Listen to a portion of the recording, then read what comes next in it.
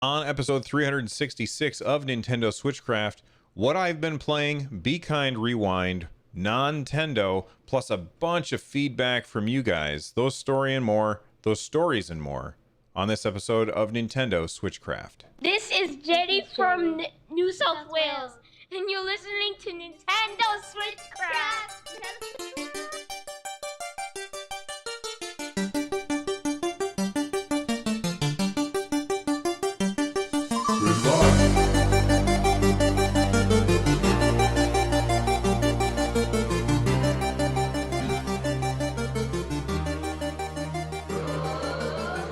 Switchcraft is brought to you live every Monday, Wednesday, Friday, and Saturday. Tune in live over at twitch.tv/runjumpstomp. This episode of Switchcraft is brought to you by patrons like Rascal. Join Rascal and the other patrons and get my content ad-free for as little as $1 by joining the Patreon over at patreon.com/runjumpstomp. And that voicemail you heard at the beginning of the show, you can leave one just like it by heading on over to runjumpstomp.com/voicemail from any device, and I may even play it on the show.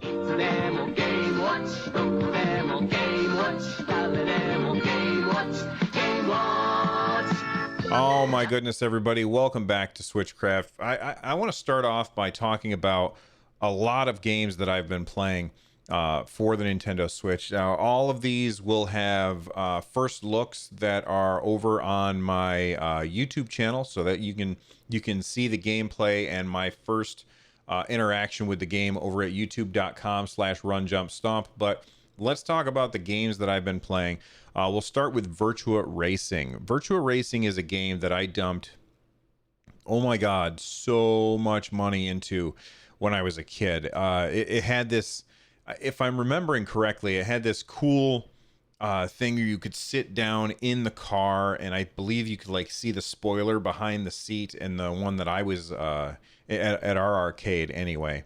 And like, I think there was a series of 4 of them side by side, and they were all linked together, and you would sit down, you would put in your quarters. I think it was like a full $1 to play Virtua Racing, but it was basically the, like, up until Virtua Racing, all the games kind of looked like Outrun, which is not a bad thing, but it was, very 16-bit style racing games, no polygons to be seen, and Virtua Racing had those polygons, and oh my god, this game is so much fun. I was a huge fan of it back in the day, and I'm still a fan of it today, but it just looks absolutely gorgeous.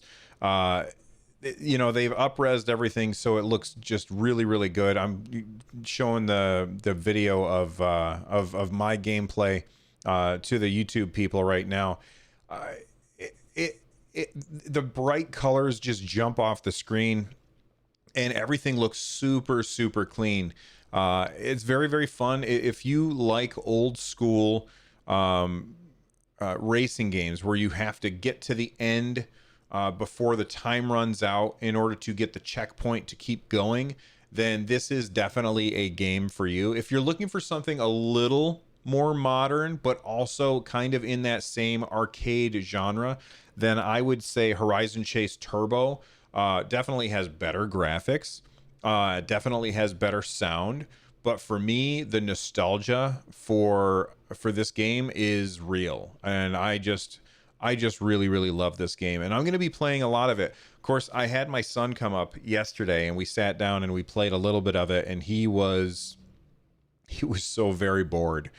He did not care. So I feel like if you don't have a nostalgia, a pull for the nostalgia for this game, you might not enjoy it all that much. But for me, I loved it. And if you got a bunch of people that might want to play a racing game together, this has 8-player split screen multiplayer, and it's really cool. So that's Virtua Racing from Sega Ages, and it does have online multiplayer, although I was unable to get a game online with anybody, so there's that.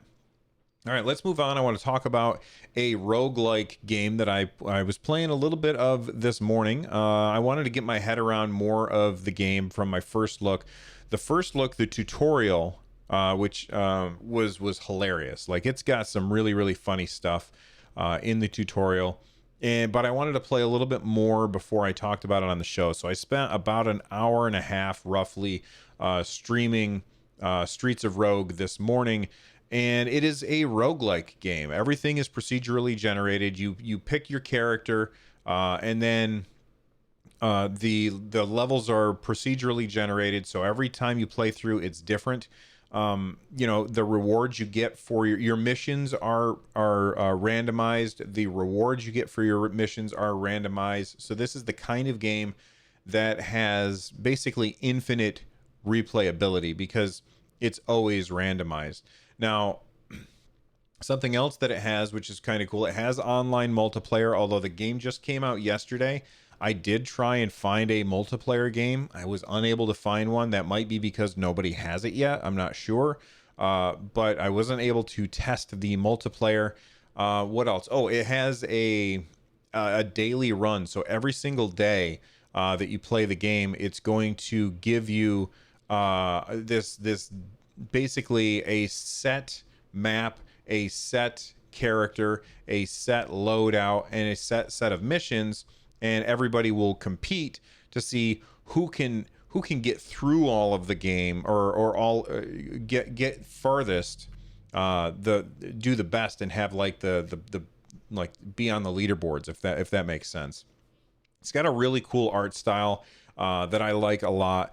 And 16, a little bit better than 16-bit. Very, I mean, we've seen games like this. I believe somebody in chat said that you should that it reminded them of Hammerwatch in its art style, and I would definitely agree with that. Although a little bit higher. Yeah, DJ Three Stripes in chat is saying it's 20-bit, which I can agree with that. That makes a lot of sense to me. It's pretty fun, and if you like the roguelike genre, then you will probably enjoy Streets of Rogue.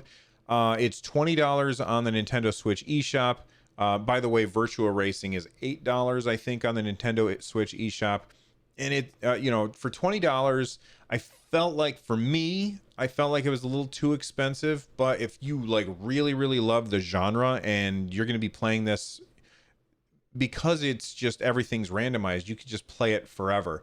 It felt a little repetitive to me, and that was after only an hour, but it was still fun, and there were some funny moments that happened in the game. So it's definitely something that you might want to check out. I think that they would do well to have a demo that would let you play a level to see exactly what it's like for you. And then you could make up your mind. This is definitely a game I think would benefit from a demo. Speaking of games that you can play for free, if Streets of Rogue had a demo. But speaking of games that you can play for free, I want to talk a little bit about Dr. Mario World, which is now out on the iOS. I believe it's also out on Android. I put out a video talking about my thoughts on it, so I'm not going to talk too long on it. If you want to check out the full video, you can find it over at my my YouTube channel. But I want to say that the gameplay is pretty good. Didn't really hold my attention. Like, I recorded my video, and then after recording my video, I didn't play it again. Like, I just didn't find it to be terribly interesting. If you were to ask me, I would say, you're much better off just grabbing your Switch, loading up your NES games on your Switch, and playing Dr. Mario there. That's a much more fun way to play, and I just felt like the monetization model that they're going after with Dr. Mario World on the iOS and Android app stores is it's too aggressive. And I know that there's going to be people who say, Bill, I've played Fire Emblem Heroes for 2 or 3 years and I've never spent a dime. Or, hey, Bill, I've played Animal Crossing and I never spend any money. That's great. That's wonderful that you found a way to enjoy those games that way. For me, I am uninterested. I want to give a developer money for a game, and in return, be able to play a game without these predatory monetization models coming after us, trying to nickel and dime us to death, trying to hide from us how much that we've spent.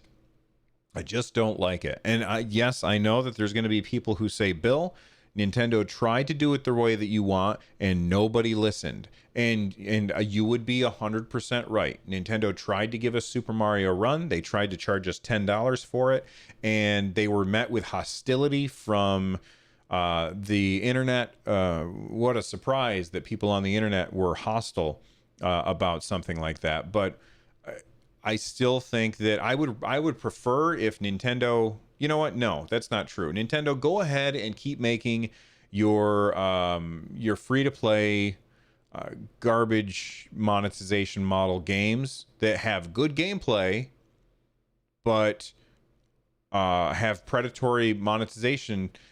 Go ahead and keep doing that.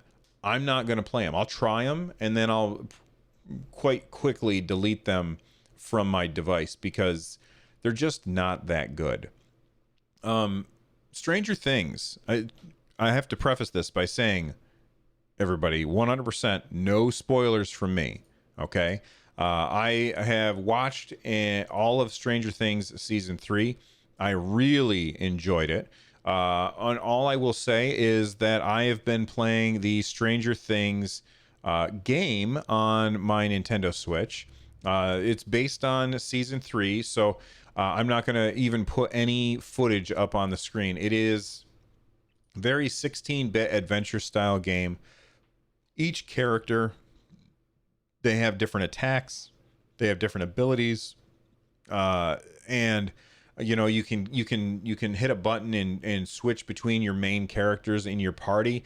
You unlock party members over time as you go through the as you go through the story. You unlock other party members, so you know, you'll unlock this character and then they can open doors for you that were previously locked.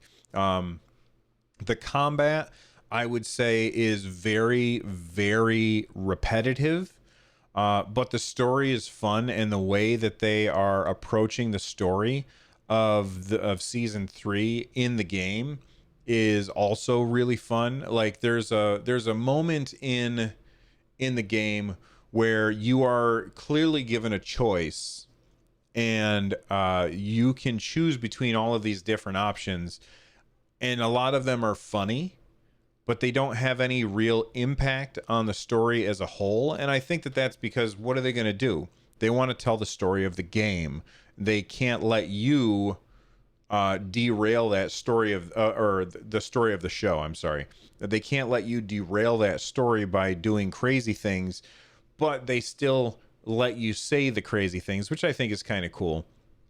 I played 20 or 30 minutes of it, and then I sat down and I watched my son play for, I don't know, like 4 hours of it. It seemed like it was like he was playing through a lot of it, and you know, he would get stuck on something and I'd be like, well, okay, let's see if we can figure it out, and we would figure it out together. He didn't quite finish it. I don't know if he will. It seems like, I asked him yesterday, I go, do you want to play more Stranger Things? And he's like, nah, that's okay. But it's cool. It's, I don't know how much it is. Actually, let me look. Nintendo.com. I want to see how much it is, because I can't remember. Stranger Things. Here we go. Stranger Things 3, the game is $20 on the Nintendo Switch. It's pretty fun. I love the art style. And overall, I think it's a pretty cool game if you've watched the show. If you don't watch the show, I would say avoid it, because it's really a lot of fan service, it feels like. And there's just some fun moments. So I like it, and I would recommend it for $20, but only if you've watched the show. All right, so those are the games that I've been playing. Let's take a quick break. We're going to hear from our sponsors, and when we come back, we're going to talk about a new feature for Nintendo's Switch Online Nintendo Entertainment System. All right, stick around. Oh my goodness, Nintendo, they gave us the most requested feature. Are you guys ready? This is the feature that everybody's been waiting for Nintendo Switch Online. All right. And I know everybody's like, oh my God, really? Are we going to get Super Nintendo games? No, no, no. Nintendo's got something better planned. What do they have planned? A rewind button. Yeah, that's it. And they put, I mean, I'm glad that they didn't do a direct for this, because this is just, I don't care. This doesn't interest me at all. There's a rewind feature. It comes out on the 17th, so in 4 days.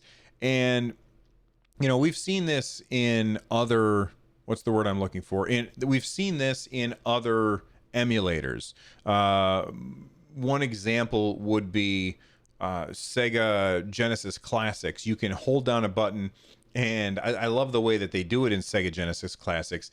They make it so that as you go back, everything looks like it's rewinding an old VHS tape, and then when you let go, you're right back where you are. Nintendo didn't even do that. They built this rewind button where basically, I think what this is doing is it is just doing an automatic save state every couple of seconds, and then you can just go back into those save states to go to, you know, if you mess up in the game, you can go back like 15-20 seconds or so and have that not be the case.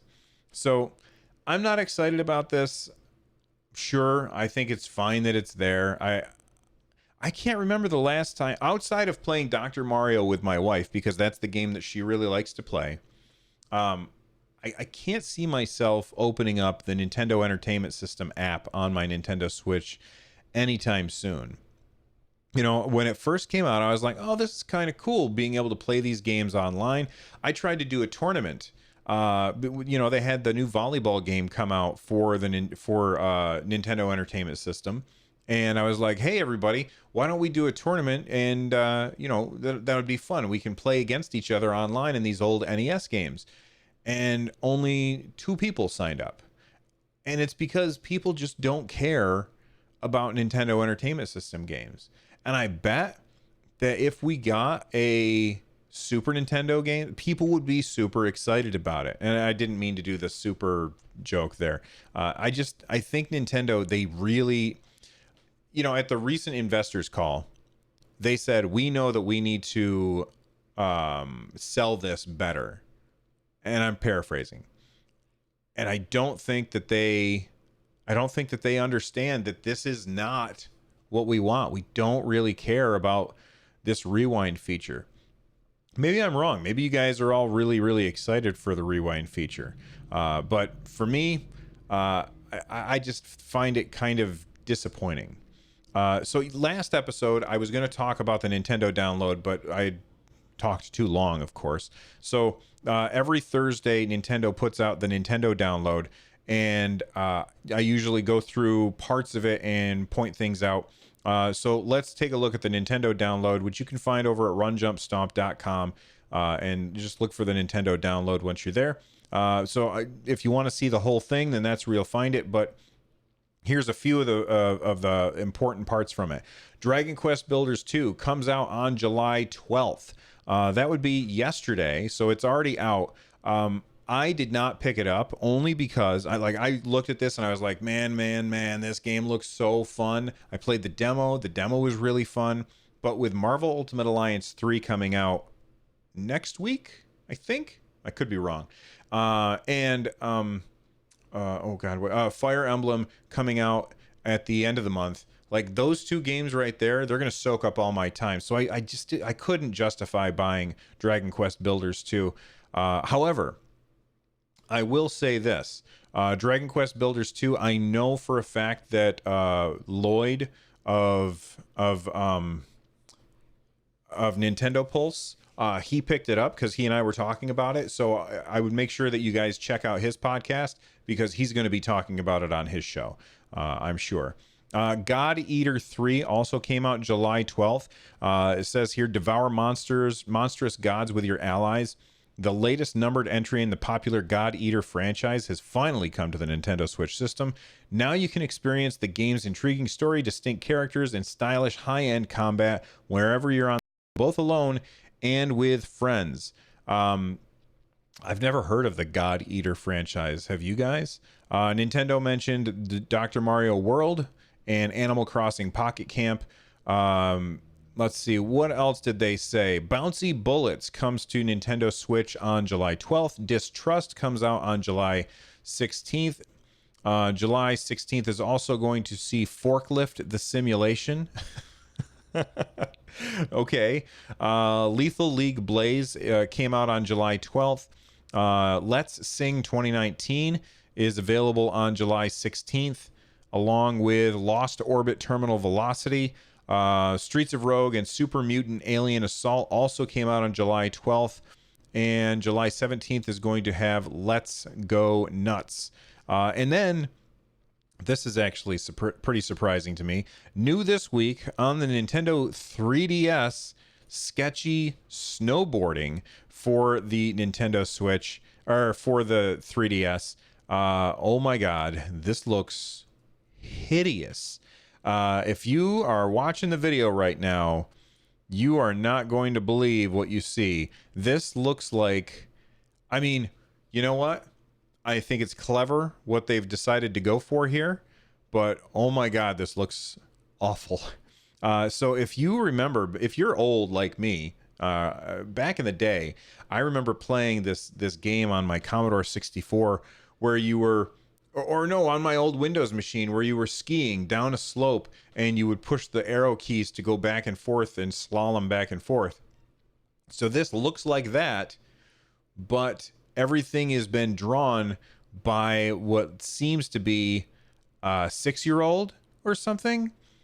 I think is very clever. How much is this? It's $3. If you've got a 3DS, you know what? I don't know if you can buy with gold coins on the 3DS, and because I don't have any gold coins left, I just spent them on Virtua Racing. But if you've got 300 gold coins, maybe you can pick up sketchy snowboarding for the 3DS. And if you do, let me know what you think of it, because this just looks so adorable and awful all at the same time. Okay. I've got 3 stories that I want to hit real quick. Number 1, you can now preload Astral Chain on Nintendo Switch. This is coming to us from JapaneseNintendo.com. Preloads are now live for Astral Chain on the Japanese Nintendo Switch eShop. It comes in at 9.6 gigabytes. It has Japanese, English, Spanish, French, German, Italian, Russian, Korean, and Chinese. The full game launches on August 30th. On August 30th, you're going to actually be able to play Astral Chain. I know that there's a lot of people who are very, very excited for that. We've got a tweet from Sabotage QC, which are the developers of The Messenger. They say the Messenger's Picnic Panic DLC is now out. Get it on Nintendo Switch, PS4, and PC for free today. So if you already have The Messenger, you can get some DLC for free. And make sure that you check that out if that's something that you are interested in. We also got Ben and Max tweeted at me. They said yes with many exclamation points, and they were basically retweeting something from Nibelon that says new Super Monkey Ball for Switch, PS4, and PC is being listed on Korean ratings boards, as well as following a Taiwanese listing. So we should hear something about that soon. If you've never played Super Monkey Ball, it's this game where you are a monkey inside a giant plastic ball, think like a hamster ball, and you have to roll down different slopes and stuff, think like Marble Madness, and pick up bananas along the way.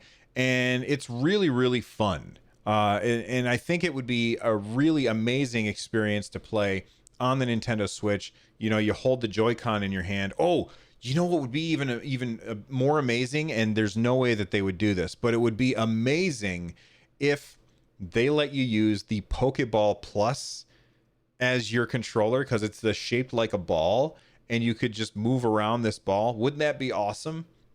Oh man. Hey, developers of Super Monkey Ball, that one's free. All right, just use my idea. Get a hold of Nintendo and see if they'll let you do that. All right. So on Saturdays, there's always one day a week. I talk about non-Nintendo stuff, and it's not going to take very long because we're already hitting the 25-minute mark. But I want everybody to get your torches and pitchforks ready for Shenmue 3. So this is our non-Tendo segment, and after this, we'll try and get. I think the feedback, because I have so much feedback from you guys, I may have to record a bonus episode, a light switch, if you will. But Shenmue 3, it's been in the news a lot lately because of decisions that the developer EaseNet has decided to do. Like, their decisions are just bizarro. And this is yet one more decision that is bizarre. If you don't know anything about Shenmue is this game that I had originally on the Dreamcast, I think, way back in the day. And it was really, really cool. And what was I going to say? Oh, yeah. I'm sorry. My brain, I looked at chat and I got distracted. So let me just, you know what? I'm going to mark that so I can edit that part out. Okay. All right, guys, it's time for Non-tendo. Every week on Saturday, I grab some of the non-Nintendo related stories because there's more to gaming than just Nintendo. And I want to talk about that real quick. So first off, let's get out our torches and pitchforks to talk about Shenmue 3. Shenmue 3 is this really cool, Shenmue was this really cool game I played back on the Dreamcast, and on the... I never played Shenmue 2, but now Shenmue 3 was kickstarted in order to get funded, and it's coming out somewhat soon. And, they've been getting a lot of blowback from some of the decisions that EaseNet, the developer, has been making. This is really bananas to me. There's one thing that is ticking a lot of people off that I think that people just need to let go of. And then the second thing is really stupid. So the first thing is that if you are a supporter of the game, you are getting a different game than people who are pre-ordering the game, if that makes sense. So let's pretend that I was a Kickstarter backer. All right, I'm getting some exclusive stuff. Cool, that makes sense. However, let's say that I'm not a Kickstarter backer and I just go into a store and pre-order Shenmue 3. There are pre-ordering bonuses that those people get that the Kickstarter backers don't get. And I would say that kickstarting the game, being a Kickstarter supporter, that is kind of like doing a pre-order. So I think that they should get those things. And of course, the people who kickstarted the game are very upset about this kind of thing where, the people who are pre-ordering it, who didn't kickstart it, are not getting it, or are getting stuff that they're not. I think that the people who kickstarted it should get the pre-order deals. All right. The other thing that people are upset about is that they're not going to be getting the people who did the Kickstarter won't be getting access to the DLC and additional content that is included in the deluxe edition. Now, that doesn't bother me. That is DLC. That is extra stuff that you only get if you paid a certain amount of money. Now, I feel like if you paid the same amount as, because when you do a Kickstarter, you can pay different amounts. If you paid the amount that the deluxe edition costs, then you should get access. You should basically be getting the deluxe edition with the extra stuff that Kickstarter people get. But if you paid $60 to support the game, and that's how much the game costs, and you shouldn't be expecting the DLC, which would cost over and above that, at least in my opinion. Anyway, they've been in the news a lot lately because they're ticking people off left and right, and it makes me not trust that company because they continue to make these bad choices, at least in my opinion, bad choices. One more non-Nintendo story that I want to talk about is Final Fantasy VII Remake, which is a game I am incredibly excited for, coming to the PS4 next March. I want to do cartwheels for this. So excited for Final Fantasy VII Remake. There was Xbox Germany's Facebook page posted a video that claimed that Final Fantasy VII Remake would be appearing on the Xbox One on March 3rd, 2020. That's the launch date of the PS4 version. But that was quickly taken down, and Square Enix said that is not the case. Xbox apologized for the mix-up, but it seems like it's still a PS4 exclusive. Now, the thing that makes me suspect that the Xbox thing was, yes, it was definitely a mistake, but I do think that Final Fantasy VII Remake is coming to the Nintendo, or not to the Nintendo Switch, to Xbox and probably PC, and maybe Nintendo Switch in like some other form in a couple years. Is the fact that when they first announced it, it said coming first to PlayStation 4. So that tells me that it's going to be coming to other platforms at some point. There's got to be other platforms that they're going to port it to eventually, but it seems like it's a timed exclusive. Probably Sony ponied up a bunch of dough to Square Enix, and they said, here's a big pile of money. Keep it on our platform for a while and release it on other stuff later. Now, why wouldn't they just say, oh, well, it's coming out on these other platforms later? Because a lot of people then would say, oh, well, I'm not going to buy it because I would prefer to play it on PC, or I would prefer to play it on Xbox One or whatever, or maybe Google Stadia. I would prefer to play it on this other platform that's not PS4. So I'm not going to buy it on PS4, and therefore their sales would be lower. So that's why they're not going to say that it's going to come to other places until after the launch. Once the launch happens, I anticipate probably 3 or 4 months after launch happens, they'll say, by the way, we're going to be porting this to other platforms, and this is when they'll be coming out. It's a typical thing. I hate when gaming console manufacturers go to a developer and they say, here's a big pile of money, don't put your game someplace else. That drives me crazy. I don't like that. Now, if Sony went to Square and say, here's a pile of money, make Final Fantasy VII Remake. We're footing the bill, so it'll be on ours. That's different. That's saying make a game and publish it on our system. I don't like when they say, here's money so that you don't publish it on some other system. I think that's just, I don't know, that's just pretty damn lame. All right, so we're already at 30 minutes. That was the non-tendo segment. I'm going to take all of the feedback that, like, I got a bunch of emails and a bunch of tweets, then we're going to do a light switch, which will come out tomorrow. Okay, so let's wrap this show up. Become a part of the community over at runjumpstomp.com/discord. You can also watch the show live over at twitch.tv/runjumpstomp. And you get a hold of me through email at runjumpstomp@gmail.com, or you can reach out to me on Twitter at runjumpstomp. Use that hashtag Nintendo Switchcraft. If you are looking for ways to support the show, stop by runjumpstomp.com/thank you. And for more content like this, head on over to runjumpstomp.com/shows. The music you're hearing right now is Corneria Star Fox remix by Noteblock. It's awesome. Thank you very much for listening or watching if you're on YouTube or Twitch. You guys are awesome. I'll see you. Bye-bye.